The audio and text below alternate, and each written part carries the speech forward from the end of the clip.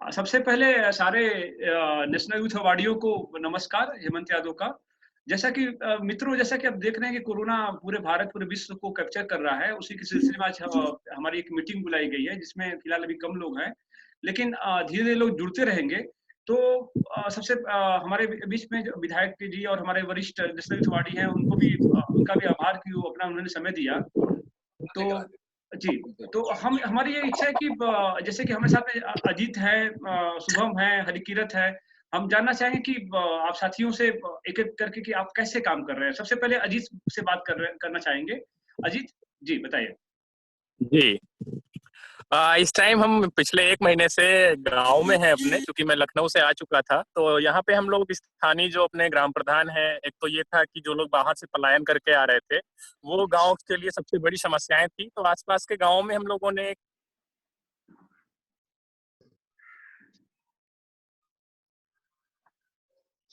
जी, नहीं आ रही है?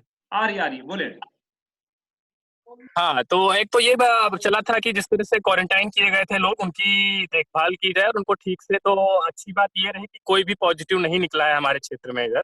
जी, और साथ में ही जो ऐसे परिवार के मास्क बनाने का काम था, तो जो हमारे यहाँ स्वयंसेवी संगठन है और महिलाओं के जो सेल्फ हेल्प ग्रुप है, तो वो लोग मास्क वगैरह भी बना रहे हैं।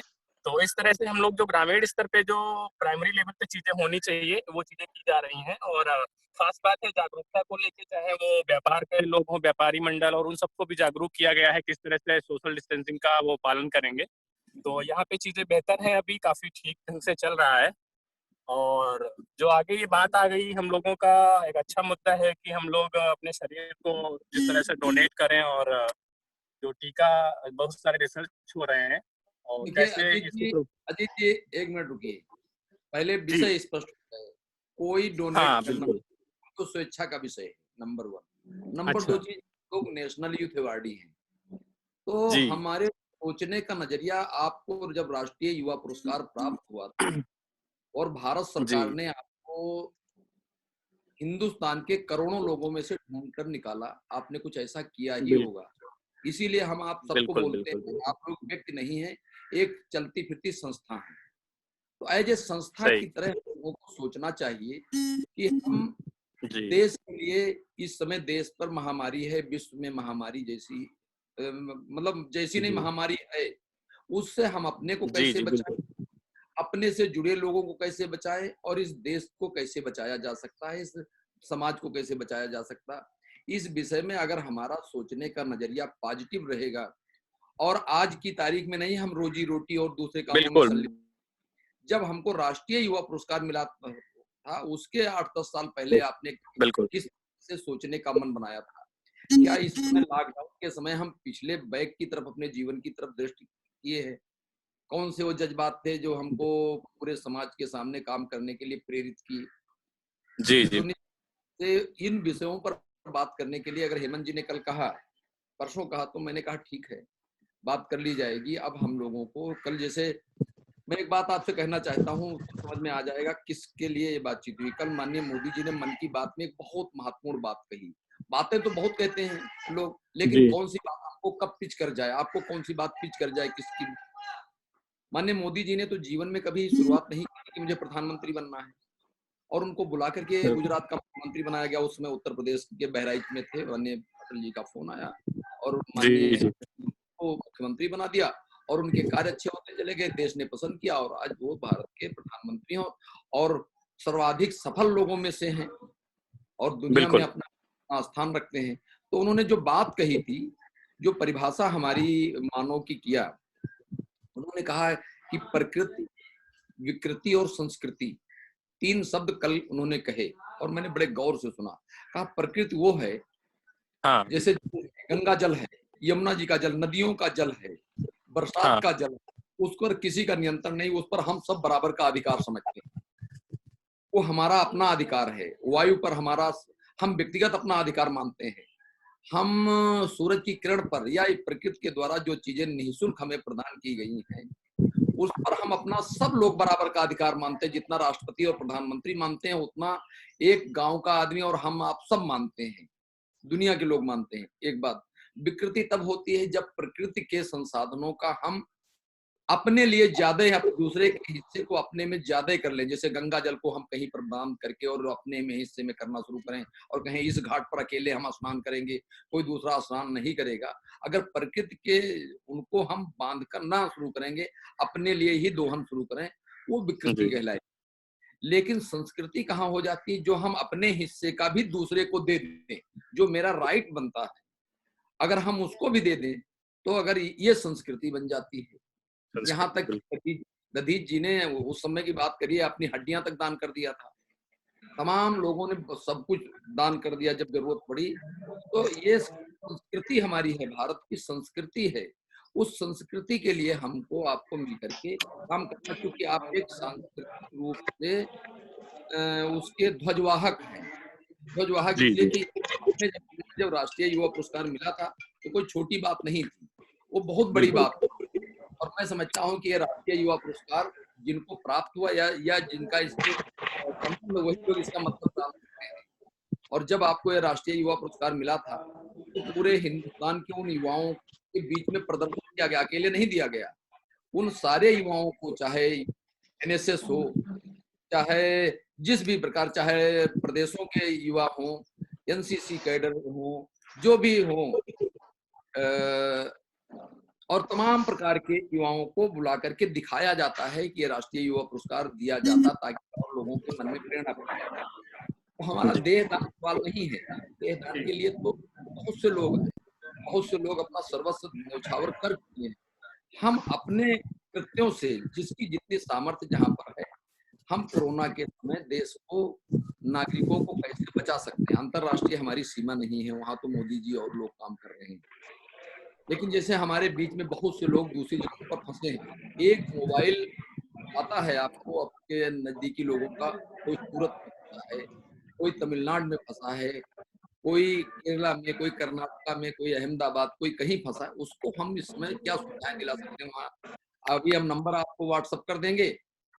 हर जगह के एक नोडल अधिकारी हैं प्रत्येक प्रदेश के, उनसे आप बात कर ले, मेरा मित्र फला जगह पर फंसा है, इसको आप सहायता कर सकते हैं। ऐसा हमने कई लोगों को किया। जी जी। ये अब बोलो। हाँ जी, क्लियर हो गया कि नहीं? बिल्कुल बिल्कुल बिल्कुल जी हो गया क्लियर। हाँ जी, बोलिए, आगे बोलिए जी। हाँ, तो अगर ऐसा मत बन रहा है, तो अगर सारे उत्तर प्रदेश के नेशनल यूथ अवार्डी भैया के नेतृत्व में अगर ये हम सबका अगर मत हो कि भाई आवश्यकता पड़ने पर अगर हम लोग को देश के लिए हर चीज करने को तैयार हैं और अपने अपने स्तर से कर भी रहे हैं, जो जिस स्तर पे है, जो जिस तरह से कर पा रहा है इस महामारी से निपटने के लिए हम सब प्रयासरत हैं। तो उसी कड़ी में अगर ऐसा कुछ हो सकता है कि अगर आवश्यकता पड़ती है, तो अगर आवश्यकता पड़ती है तो फिर वही चीज है कि 2800 लोगों की तरफ से अगर जा रहा है कि अगर आवश्यकता पड़ती है तो हम तैयार हैं। तो इसमें एक बात मैं ऐड करना चाह रहा था। देखिए, नेशनल यूथ अवार्डी जो है सब कुछ कर सकता है, हाँ, और ये जरूरी भी नहीं है कि नेशनल यूथ अवार्डी सब कुछ करे, ठीक है। अगर हम ऐसी अपील करते हैं लोगों से कि हम देह दान करने की अपील करते हैं अपनी खुद की, तो ऐसा भी हो सकता है जो लोग कोरोना पेशेंट हैं उनके अंदर एक हिम्मत जगे कि जब ये लोग कोरोना फ्री होके देह दान कर सकते हैं तो हम क्यों नहीं कर सकते। ये इस पूरा थीम का यही है जी। जो माननीय अरविंद केजरीवाल जी दिल्ली के मुख्यमंत्री हैं, उन्होंने सबसे अपील नहीं की है। उन्होंने जिन कोरोना पॉजिटिव थे उससे जो ठीक हो गए हैं, वही लोग इसके लिए अपना वो सब दे सकते हैं। हाँ, प्लाज्मा तो समझिए, प्लाज्मा जी। वही लखनऊ में भी ऐसा, लखनऊ में भी कल ऐसा ही हुआ है, 2 लोगों ने जो कोरोना पॉजिटिव थे। एक्चुअल में जो व्यक्ति कोरोना के विरुद्ध अपनी लड़ाई जीत चुका है, उसके खून में ऑटोमेटिक इस से लड़ने की प्रतिरोधक क्षमता बन जाती है। तो उसके जो प्लाज्मा से हम अन्य लोगों का इलाज कर सकते हैं। उसके प्लाज्मा में क्योंकि वो फैक्टर पैदा हो जाता है जिसकी मदद से वो कोरोना को हराने में और उसको आगे पावर देने में इम्प्रूव कर देता है। इसीलिए स्पेशली उन लोगों का प्लाज्मा लिया जा रहा है जो कोरोना की लड़ाई जीत चुके हैं। जी, अजीत, आपने पूरा कर लिया तो मैं दूसरे पार्टिसिपेंट को बुलाऊं। हाँ बिल्कुल बिल्कुल बिल्कुल। हाँ। भैया मैं आपको बताना चाहूंगा कि हमारे बीच में हरकिरत जी हैं जो अभी साथ में जुड़े हुए हैं, जिनकी बात में आपसे चर्चा किया। ये हमारे पूरे भारत के प्रथम नेशनल यूथ अवार्डी ऐसे हैं जिन्होंने अपने शरीर को दान किया। एक बार नहीं 3-4 बार इन्होंने लेटर लिखा, पूरे हर सीसी को दान किया। तो हरकिरत जी से मैं सुनना चाहेंगे। हरकिरत जी आप बताएं अपने बारे में निश्चित रूप से। आप सभी को मेरा सादर नमस्कार और माननीय विधायक जी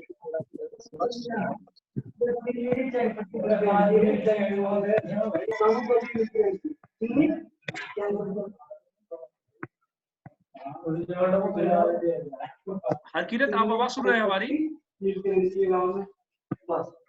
अच्छा, हाँ मैं सुन रहा हूँ आपकी।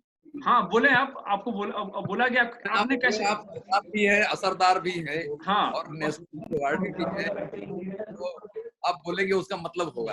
हरिकिरत जी की जरा वीडियो जरा ऑन कराइए, वो शायद देख नहीं पा रहे हैं। हाँ, सभी को नहीं आप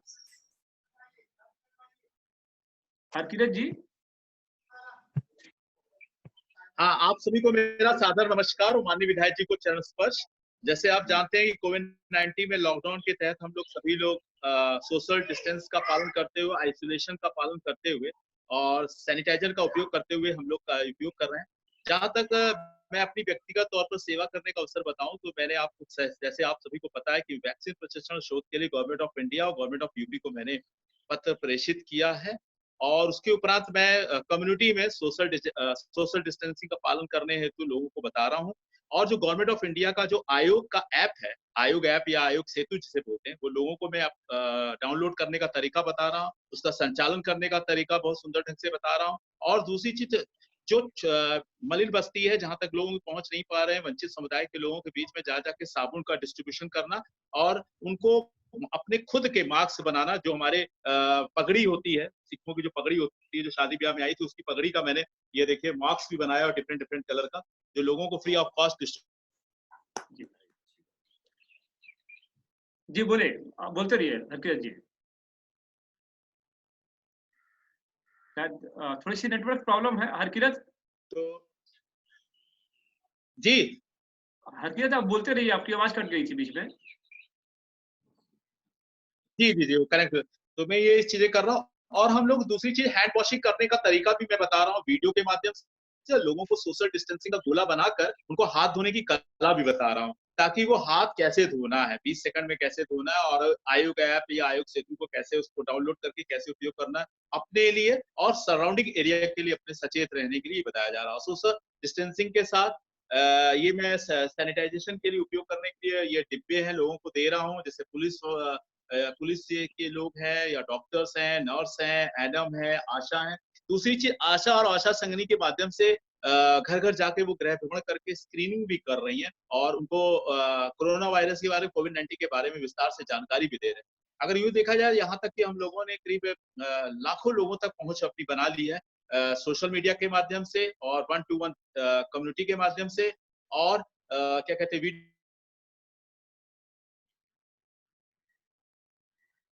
चलिए, बहुत अच्छा है जी हेमंत जी। हाँ सर। आप कोई और से बात करो, थोड़ी थोड़ी देर। हाँ अब जी हम रजत को आमंत्रित करते हैं इस वार्ता में। मैं माननीय हेलो हेलो हाँ हेलो हेलो हाँ जी हाँ जी। मैं आप सभी लोगों को रजत थोड़ा कुछ लोग कनेक्ट नहीं हो पा रहे हैं। हाँ रजत एक कुछ लोग कनेक्ट नहीं हो पा रहे हैं। हरकिरत आप क्या बोलना चाह रहे थे? अब खत्म करते हैं, अब दूसरे को बुला लेते हैं, ठीक है? मैं माननीय विधायक जी से निवेदन करना चाहता हूं कि जो मैंने प्रपोजल दिया है, प्रस्ताव दिया, कृपया आप मुख्यमंत्री महोदय जी से कृपया जरूर बात करिए और हम लोगों को मिलवाइए भी इस कार्य के, इतने युवा योद्धा आपके लिए तैयार हैं। इस समय कोरोना के समय में फोन पर तो बात हो सकती है, प्रयास किया जाएगा जी जी, लेकिन इस समय मिलना संभव नहीं हो पाएगा सर। अभी कोई आ भी नहीं सकता जी। आपने देखा माननीय मुख्यमंत्री जी अपने पिताजी के अंतिम संस्कार में भी भाग लेने नहीं गए थे, एक आदर्श किया। तो इस नाते वो सोशल डिस्टेंसिंग बनी रहे। हमारी माननीय मोहन भागवत ने कल एक बात कही कि हम समाज से दूरी न बनावें। हम माननीय विधायक से निवेदन करना चाहूंगा सर, टेलीफोनिक के माध्यम से हम लोगों की बात वहां तक पहुंचा दें। हाँ ये करा दिया जाएगा। एक इसमें नहीं हमारा एक नहीं एक भैया थैंक यू सर। जूम से ही सारे अवार्डियों को मीटिंग भी हो सकती है, ठीक है जी जी। एक इस समय कंट्रोल रूम है मुख्यमंत्री जी के यहाँ पर, उनका जी। नंबर आप सब लोग चाहे तो ले सकते हैं। कंट्रोल रूम है माननीय मुख्यमंत्री जी के यहाँ, जी एक बड़े अधिकारी बैठते हैं वहाँ, तो आप चाहें तो वो नंबर सब लोग ले सकते हैं। कोई बात हो अपने यहाँ पर उनसे बात कर सकते हैं। जी हेलो, कंट्रोल रूम का नंबर आप चाहे तो अपने मोबाइल पर आप नोट कर लीजिए। जी। बोले भैया सब लोगों को? नहीं भैया आप बोले, मैं सेपरेट कर दूंगा, बोले। सेपरेट हेमंत भाई नोट कर लीजिए, सेपरेट कर दीजिए सबको। हाँ हाँ 8840 8840 69 69 22 22 15। 15। ये माननीय मुख्यमंत्री जी के यहाँ कंट्रोल रूम का नंबर है, जी और इस पर जब आप बात करेंगे, जुनून बात होगी, त्वरित कार्रवाई होगी, तनिक भी दोहरा नहीं समझिए कि मुख्यमंत्री जी से बात हो रही है। जी ठीक है, ये नंबर बहुत महत्वपूर्ण है इस समय के लिए। जी ठीक है जी। भैया अब हम रजत जी को आमंत्रित करते हैं कि उनका भी इसमें योगदान बहुत महत्वपूर्ण है, इन्होंने अच्छे काम कर रहे हैं। तो रजत आप अपने बारे में बताएं कैसे काम कर रहे हैं इसमें कोरोना पीड़ितों के लिए। सबसे पहले तो अपने बड़े भाई आदरणीय विधायक महोदय जी को मैं बहुत बहुत धन्यवाद देता हूं कि अपना कीमती वक्त निकाल के हम लोगों के बीच में आए हैं। साथ में अपने सभी नेशनल यूथ अवार्डियों को सत सत नमन करता हूं। हरकीरत भाई को नमन करता हूं कि उनकी सोच ऐसी है कि आज इस कठिन परिस्थिति में हम सबको क्या करना है, कैसे करना है। एक निवेदन करना चाहूंगा, सीधे पॉइंट पे आता हूं। आज के समय में हर व्यक्ति कोरोना में कुछ ना कुछ कर रहा है, कुछ कर रहा है और कुछ करना चाहता है। तो अगर आदरणीय इस तरह का एक प्रपोजल रखा जाए नेशनल यूथ अवार्डियों के बीच में कि जो व्यक्ति अपना देदान करना चाहे वो लोग देदान करें, जो व्यक्ति अन्य तरीकों से इस जागरूकता में बढ़ चढ़ के हिस्सा लेना चाहे वो उस तरीके से हिस्सा लें, और उसकी एक लिस्ट बनाकर, क्योंकि जब भी कोई युद्ध किया जाता है तो हर एक को अलग अलग विभाग दिया जाता है। तो अगर एक ही प्रोसेस अगर हर व्यक्ति नहीं करना चाहता है तो उसको हम जबरदस्ती नहीं कर सकते हैं। आज कम लोगों का हम लोग के बीच में आने का सबसे बड़ा कारण ये है, उन्हीं को ऐसा लग रहा है कि अगर हम इस मीटिंग में इन्वॉल्व होते हैं तो हम हो जाएंगे। तो मेरे एक अपील है हेमंत भाई से, विधायक महोदय से, एक अपील है छोटी सी कि इस तरह की एक लिस्ट बनाई जाए कि हम 28 नेशनल यूथ अवार्डियों ने ये काम करने का संकल्प लिया है। कुछ लोग देदान करेंगे, कुछ लोग ऑनलाइन हेल्पिंग करेंगे, कुछ लोग इस तरीके से एक पूरी लिस्टिंग बनाकर फिर वो फॉरवर्ड करी जाए। बहुत अच्छा। देखिए, एक काम तो ये किया जा सकता है, ऑनलाइन हेल्पिंग से आपके पास में एक चैनल है, केवल उत्तर प्रदेश ही नहीं बल्कि हिंदुस्तान भर में नेशनल यूथ अवार्डी। आपका भाई कोई गुजरात में फंसा और गुजरात वाले नेशनल यूथ अवार्डी से अगर आप कहेंगे तो वो उस अपने प्रदेश में अपने जिले वालों से कह करके उनकी मदद करेंगे। ऐसा हमने किया भी बहुत जगहों पर। नेशनल यूथ अवार्डी हमारे बीजेपी के मंडल अध्यक्ष, जिला अध्यक्ष, जैसे जयपुर है, जैसे हमारे जहां जहां पर हैं वहां के जिला अध्यक्ष का नंबर लिया गया, जिला अध्यक्ष के माध्यम से वहां के मंडल अध्यक्ष का नंबर लेकर के वहां पर बात की गई। लोगों ने उनको, तमाम लोगों को राशन दिया, खाना दिया, रहने का स्थान दिया जो वहां फंसे हुए हैं। तो आपके पास एक चैनल है पूरे देश भर में, और अगर सरकार भी, ये समझ सरकार के यहाँ भी लोग सुनेंगे, ठीक है ना। मेरा ये मानना है कि अगर कुछ देदान एक ऑप्शन अच्छा है, इस तरीके से अगर 2-3 ऑप्शन हम लोग और ढूंढ लेते हैं तो 28 के 28 लोग हम लोग के साथ खड़े हो जाएंगे। मैं समझता हूँ कि देहदान को इससे डिलीट कर दीजिए, वो कोई विषय नहीं है, वो तो हमारा व्यक्तिगत विषय है, आपका व्यक्तिगत विषय। दधीच ने अपनी हड्डियां दान कर दिया था। इसके अलावा उस समय से लेकर के आज तक तमाम ऋषियों ने विभिन्न प्रकार के काम किए, ज्ञान बांट दिया, लोगों को उपदेश दिया, लोगों के लिए सेवाएं की। तो उस तरीके से तमाम विषय में आपके विषय का समर्थन करता हूँ, आपकी बात का समर्थन करता हूँ। जरूरी नहीं हम 28 लोग 28 विषय हमारे पास हो सकते हैं। हर आदमी एक विषय के ऊपर काम कर सकता है। तमाम विषय हमारे पास में है और आपके पास में जब मैंने आपको चलती फिरती संस्था माना है तो वो भाव भी मेरे मन में है। पूरी तौर से आपका सोचने का नजरिया समाज के अन्य लोगों के सोचने से अलग है, निश्चित रूप से अलग है। और भारत सरकार ने आपको पहचाना, हो सकता है हमसे ज्यादा बहुत से लोगों ने काम किया हो, उनको उनकी कहीं आइडेंटिटी इस रूप में नहीं बन पाई, तो लेकिन जिस क्षेत्र में वो काम कर रहे होंगे उस क्षेत्र में उनकी पहचान बनी होगी। तो इस समय सब विषय है कि हम दूर बैठे हुए किसी को ये कह दें आप अच्छा काम कर रहे हैं, ये भी कोरोना की मदद है, ये भी महामारी में बड़ी मदद है जी। हम किसी अच्छे कृत्य को अच्छा कहें, ये छोटी बात नहीं है। इसको प्रयोग साधन तो बहुत से हैं आपके पास में, इलेक्ट्रॉनिक मीडिया, प्रिंट मीडिया, अखबार और आपका मोबाइल ऐप ढेर सारे, और उनसे जुड़ करके किसी की बात को आप लाइक करते हैं, केवल उन्होंने अच्छा काम किया लाइक करते हैं तो उनको कितना बल मिलता है आप कल्पना करें। तो हमको लाइक करना ही सबसे महत्वपूर्ण विषय है। कोई कोरोना से 4-5 घटनाएं बड़ी हुई जिसमें पुलिस वालों को भी मारा लोगों ने, जिसमें डॉक्टर को मारा, डॉक्टरों को भी मारा, हाँ, लेकिन हजारों हजार लोग ऐसे हैं तबलीगी जमात के लोगों ने, आज देखिए उन्होंने अपना प्लाज्मा देने की बात कही, टीवी में देख रहा था। इन पर एक सवाल खड़ा हो गया पूरे देश भर में, तबलीगी जमात की वजह से कोरोना ज्यादा फैला, लेकिन वही लोग वहां से निकल करके कहते हैं कि हमारा ब्लड ले लिया जाए, हमारा प्लाज्मा ले लिया जाए जो दूसरे के काम आए। तो दोनों तरीके के लोग होते हैं सब जगह पर, उनको चिन्हित करें। अब तबलीगी जमात के लोगों पर सब उंगली उठा रहे हैं, लेकिन अब लाइक हमको आपको करना चाहिए, जो लोग अपना प्लाज्मा देने के लिए कहें वे आभारी हैं, हम लोग उनके आभारी हैं, समाज उनका आभारी होना चाहिए, ये बात भी हमको कहनी चाहिए ना। हेमंत भाई एक निवेदन करना चाहूंगा, एक प्रोजेक्ट टाइप का बना लीजिए, जो भी नेशनल यूथ अवॉर्डी जिस तरीके से एक के माध्यम से इस कोरोना जागरूकता में जो करना चाहे वो आपसे डिस्कस करे, उसकी एक लिस्टिंग बनाकर आप फिर एक प्रपोजल आगे फॉरवर्ड करें विधायक सर के पास, और वो आगे फॉरवर्ड करें। थैंक यू शुभम, आपने काफी अच्छी जानकारी दी। मैं नीरज भाई को बुलाना चाहूंगा। नीरज, आप कुछ सजेशन हमें दें। नमस्कार सभी मित्रों, मैं आप सबकी बातें सुन रहा था। मेरा एक सजेशन है जिस तरफ मेरे शायद एक साथी का ध्यान मेरा भी गया है। जैसा विधायक महोदय ने बताया है कि बहुत सारे मजदूर विभिन्न स्टेटों में फंसे हैं, वो टीम 11 प्रदेश सरकार की उनको वापस बुलाने के लिए काम कर रही है, जो माननीय मुख्यमंत्री जी ने बनाई है। जहाँ तक मेरा संज्ञान में है, अभी तक कोई ऐसा ऐप शायद हम लोग नहीं बना पाए हैं। टोल फ्री नंबर दिए गए हैं, व्हाट्सएप नंबर दिए गए हैं, पर शायद कोई ऐसा ऐप अभी तक नहीं बना है जो जरूरत में फंसे हुए लोगों के लिए, चाहे वो मजदूर हों, चाहे वो जिसको डेली आवश्यकताएं हैं, उनकी कोई वो व्हाट्सएप या इनके अलग से एक माध्यम से ऐप पे अपनी जानकारी डाल सके।